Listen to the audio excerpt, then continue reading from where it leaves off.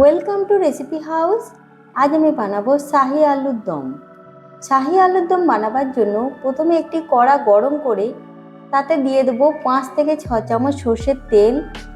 তেল গরম হলে দিয়ে দেবো বড় টুকরো করে কেটে রাখা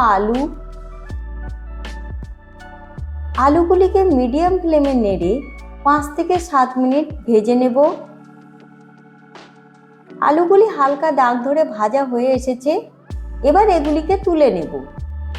এরপর কড়ার গরম তেলে দিয়ে দেবো 2টি দারচিনি, কয়েকটি করে এলাচ, লবঙ্গ আর 2টি শুকনো লঙ্কা, একটি তেজপাতা। গোটা মশলাগুলিকে লো ফ্লেমে হালকা ভেজে নিয়ে দিয়ে দেবো মিডিয়াম সাইজ কুচিয়ে রাখা একটি পেঁয়াজ। পেঁয়াজটিকে নেড়ে হালকা লাল করে ভেজে নিতে হবে। এরপর এতে দিয়ে দেবো 2 চামচ আদা রসুনের পেস্ট। আদা রসুনের পেস্টটিকে পেঁয়াজের সাথে নেড়ে ভালো করে ভেজে নেব। আদা রসুনের পেস্টটি ভাজা হয়ে এলে দিয়ে দেবো ছোট চামচের 1 চামচ করে হলুদ গুঁড়ো, লঙ্কা গুঁড়ো, হাফ চামচ জিরে গুঁড়ো আর একটি বড় সাইজ টমেটো পেস্ট। তারই সাথে দিয়ে দেবো পরিমাণ মতো নুন। এবারে সব কিছুকে ভালো করে নেড়ে কষে নেব যতক্ষণ না মশলা থেকে তেল ছাড়ছে। মশলা থেকে তেল ছাড়তে শুরু করেছে। এবার এতে দিয়ে দেবো 10 থেকে 12টি কাজু বাদামের পেস্ট।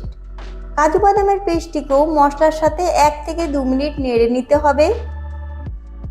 মশলাটি কষানো হয়ে এলে ভেজে রাখা আলুগুলিকে দিয়ে দেব। আলুগুলিকেও মশলার সাথে নেড়ে 1 থেকে 2 মিনিট কষে নেব। এবার এতে দিয়ে দেবো 250 থেকে 300 ml জল দিয়ে আলুর দমটিকে একবার ভালো করে নেড়ে নেব। এরপর আলুর দমটি ফুটে উঠলে দিয়ে দেবো আলুর দম মশলা।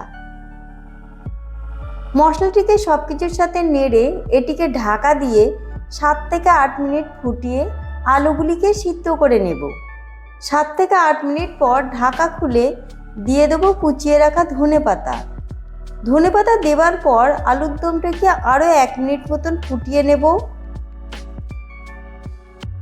1 মিনিট পর শাহি আলুর দমটি তৈরি হয়ে গিয়েছে।